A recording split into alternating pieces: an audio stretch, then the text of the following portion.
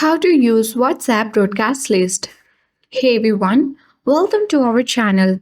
This is Rose and I'm here to guide you on how to use the broadcast list function on WhatsApp. So do watch the video till the end, and without any further ado, let's dive right into the video.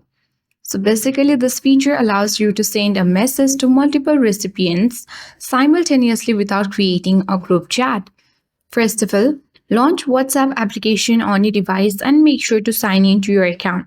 So depending upon your mobile version as well as the version of WhatsApp, you will see the broadcast list option at top left corner. Simply you have to click on it, and this function is particularly useful if you need to send the same message to several contacts at once. To create a new broadcast list, simply click on New List at the bottom of the screen. You can then select the contacts as you wish to include. Once you have chosen your recipients, click Create and you can add up to 256 contacts to a broadcast list. After your list is created, you can compose and send your message.